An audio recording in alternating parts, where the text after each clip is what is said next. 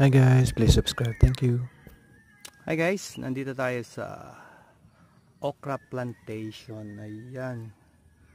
Kita nyo guys, oh. Ganda ng mga dahon. May mga bunga ng maliliit. Bulaklak na maliliit. Pero wala pa siyang malalaking bunga. So guys, ang ganda niya, oh.